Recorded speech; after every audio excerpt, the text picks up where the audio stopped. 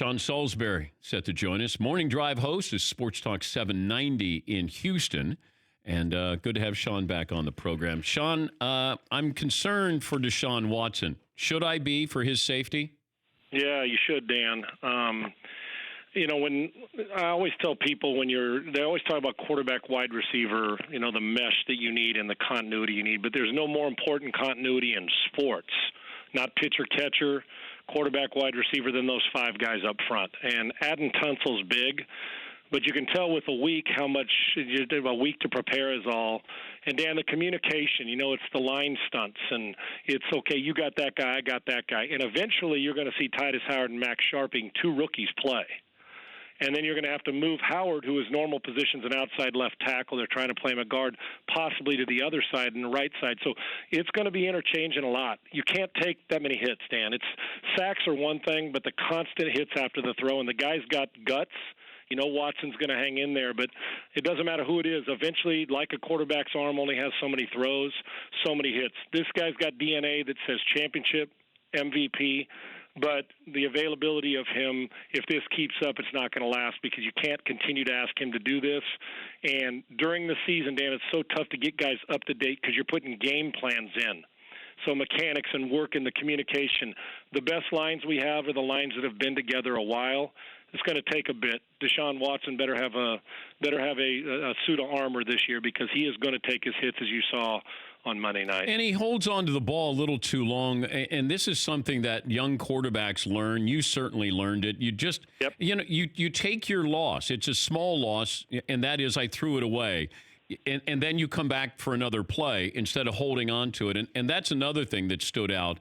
Also, J.J. Watt. I can't remember watching a game where J.J. Watt was non-threatening. Agreed. What's going on? Well, I think, and real quick on the Watson thing, Dan, you make a great point. I've said on my show and long said for the last couple of years that it's that hero syndrome for a great quarterback. You don't want to take that guts away, but sometimes the best play on the field is to throw it to your mom or your dad in the stands and then tee it up to live another down, because I love the fact that he wants to make every play, but watch the great ones. They hit singles, and if the singles aren't there, throw it away, get me 7 yards on second down. And now, I remember one time I held the ball too long. It was like 3rd and 14, and Brian Billick in Minnesota pointed at me. And I thought, well, what's the next play? And he pointed at me again, meaning, you got this call, dude. I ain't got anything in my playbook for 3rd and 14, so you don't want to do that. So that's the only weakness he has. And Dan, with Watt, while I know people complained about Clowney in Houston, he was still a presence, a dominant run presence. And while J.J., every time we question him, he steps his game up. But, Dan, the only time they called his name was in pregame warm-up. I mean, when we talked about introduced the lineup, him, yeah. that doesn't happen. So I would expect him to come out a little angry against Gardner Minshew and Jacksonville, but you step older, more surgeries, and you may not have to double him as much as you used to. And they don't have, unless Merciless steps his game up, the other presence to say, okay, stop that guy, and then J.J. can be free.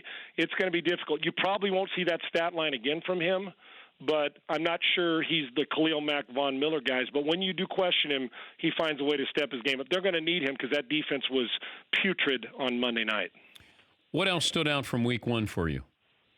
I was really, really the obvious about the Cleveland Browns, but Dan, not just disappointed the way that they lost. And I went back and I look at the fourth quarter. It was 22-13 going into the fourth quarter at home with all this hype. And I'm a Browns believer. I've told you I think they're going to make the playoffs. But when you're down 9 at home, the disappointing part was you ran away and hid in the fourth quarter and gave up 21 more points to a Tennessee Titans team that looks better than we thought. And if Mariota can stay healthy, that disappointed me. I know the Dolphins and the rest of that, they're going to go away. I was really and impressed with the Cowboys and the way Dak Prescott played. But I'd say the biggest one for me was the defense of the Texans, because we're right here, but was no question the way the Browns not just showed up, but the way they, even still in the game in the fourth quarter, gave up 21 points. For a playoff team, you can't do that. And probably how poor the Pittsburgh Steelers offense looked against the New England Patriots. I mean, holding Ben to that and holding that offense to, you're not going to let them score a touchdown. That was dominant. It's the best Patriots team I've seen in a decade. Oh, And I didn't pick them for the Super Bowl because I wasn't sure about the offensive line, but I should have been okay with the offensive line. Somehow they don't have linemen who could start for other teams, but, but they can protect Tom Brady. How does that happen? Dan, twofold. One is Tom Brady pre-snap gives you he knows where he's going to deliver the ball most time before the ball snapped because of his preparation in the years he's been in it, which also gives the offensive line an idea with their communication. So because the ball comes out so quickly. You remember when Marino played? You and I have talked about this in past years. When the ball was out so quickly, even when they had a free runner, they didn't get to him, and they didn't get to hit him, and now they protect him. But also, Dan, coaching and teaching matters. The ability to get guys to process information quickly. Dante Scarnecchia is as good as we have. If we had Hall of Fame for assistant coaches, the guys along up there with Hudson Houck, with his days with the Cowboys, as far as guys that know how to teach it. Coaching, anybody can yell and scream. Can you teach it and get a guy on Thursday and Friday to process it? Go out through your walkthrough Saturday and then put it together on Sunday. But they've been doing this with all kinds of guys, not just offensive line, a backup tight end, a running back, a slot guy, a defensive back. They may be a plug and play, but the teaching part of it's a big part of it, and that's why no matter what the name is or what the jersey number is, the New England Patriots will always protect their quarterback, and he gives them that chance because he does not hold the ball. He knows where to deliver it on time. I'm talking to Sean Salisbury, Morning Drive host, Sports Talk 790 in Houston, former analyst at the Mothership, former NFL quarterback. What do you think the commissioner of the NFL should do with Antonio Brown leading into this weekend, if anything? Dan, I think he's got we're such a rush to judgment, instant, got to do this now. He's done some turd things, Antonio Brown, with his teammates and leaving them hanging in Pittsburgh and Oakland. I mean, not even talking about this information we got last night about a lawsuit. All the other stuff makes him a guy when they say, oh, he's a great teammate. Well, great teammates don't leave guys hanging. They just don't leave teammates hanging on the eve of a football season. So that's one. Now, the other side of it is, we got to let due process take over. I don't know. I wasn't there. We've had he said, she said. The victim obviously deserves the respect to be heard, as does Antonio Brown. I personally don't think the Patriots need him. You got more of a chance at risk with him than you do reward now. And it's gotten to the point, as great as he is, I always say, is it worth the migraine? I'm not sure he's worth the migraine. He's going to the right place to give you the proper medicine for the migraine and Bill Belichick. But the commissioner, the one thing you always got to do in my mind for women and children, Dan, you got to be honorable and fair to Antonio Brown. He deserves it.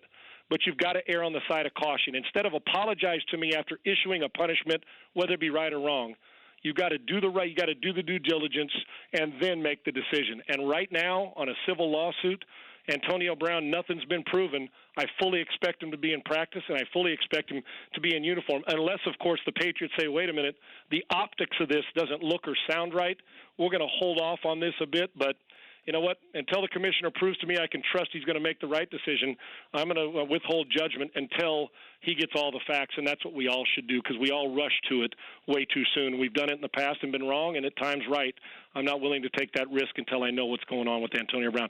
But I don't consider him a great teammate, great talent, but a pain in the rear end and a migraine headache that I'm not sure the Patriots need, regardless of how good he is. I'll leave you with this. With the quarterback next man up, and Dak Prescott's going to, I guess, eventually be the highest paid player in the NFL, at what point does that streak end of next quarterback up is the highest paid quarterback?